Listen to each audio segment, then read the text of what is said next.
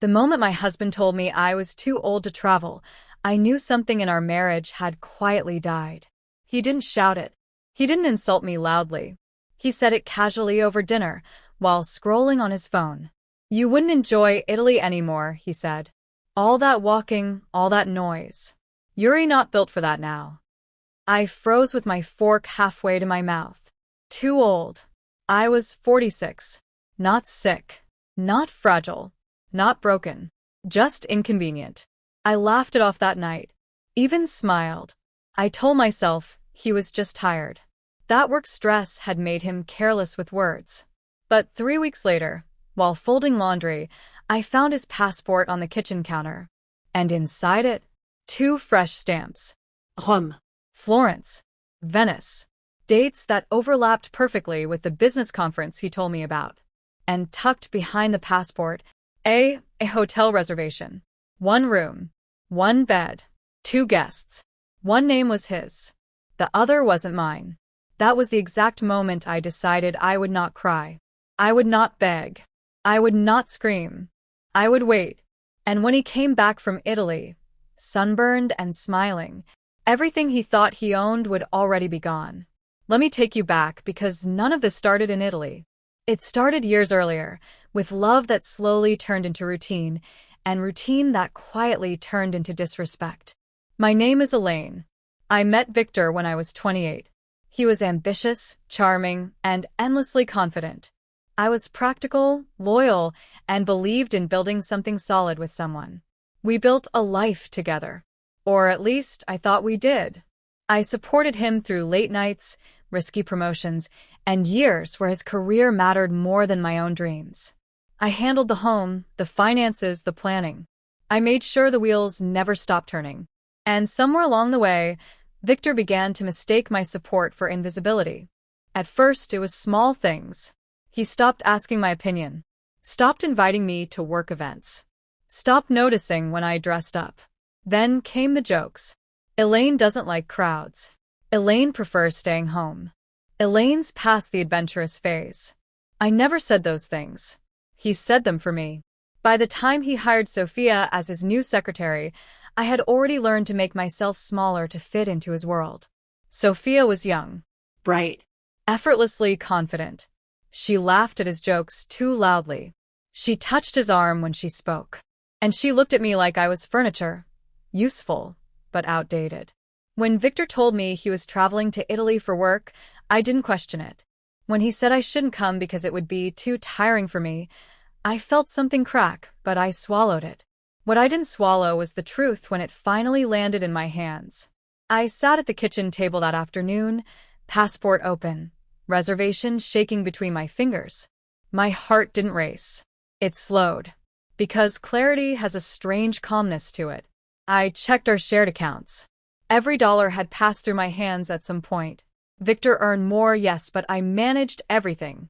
I knew exactly what was ours. And exactly how to untangle myself from it. That night, while Victor slept peacefully upstairs, I opened my laptop. I didn't search for how to save a marriage. I searched for divorce attorneys. And by morning I had a plan.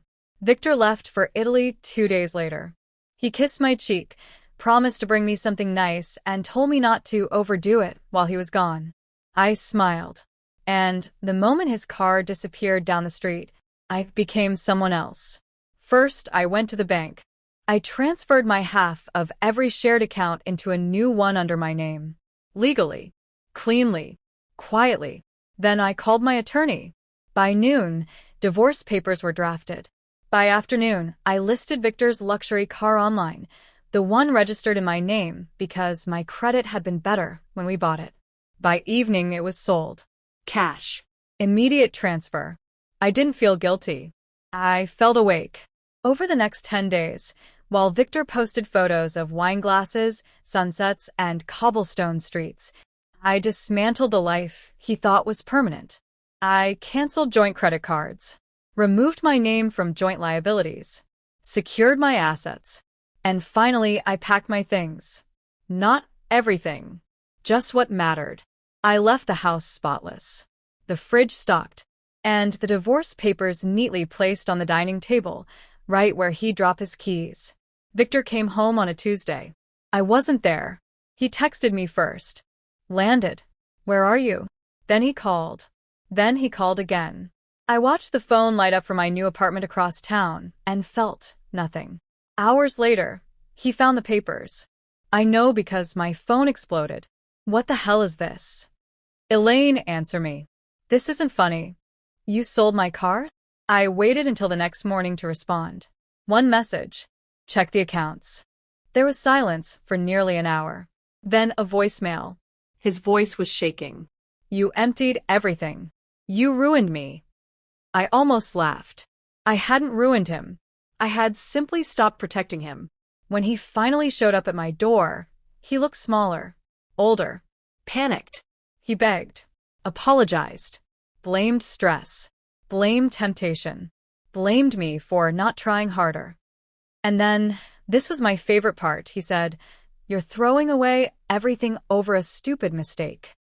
I looked him in the eye and said calmly, no, I'm finally choosing myself. He froze. Because men like Victor are not afraid of anger.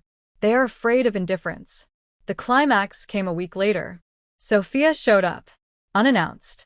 She stood in my doorway, eyes wide, clutching her phone like a lifeline.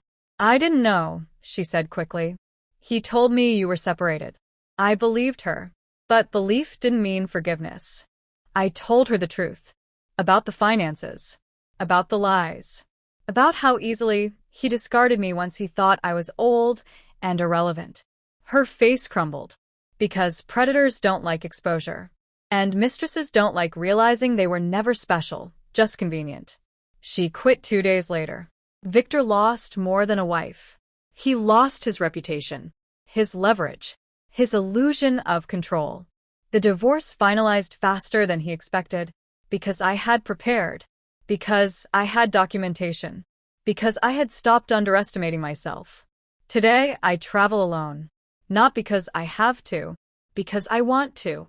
I walked the streets of Florence last spring, not with a man who thought I was too old, but with confidence I didn't know I still had.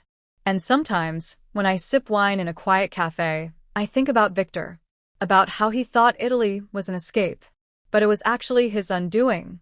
If there's one lesson in all of this, it's this. Never confuse silence with weakness. Never mistake loyalty for blindness. And never assume a woman who built a life with you doesn't know exactly how to take it apart. So tell me, if you discovered the truth the way I did, would you have walked away quietly? Or would you have done exactly what I did?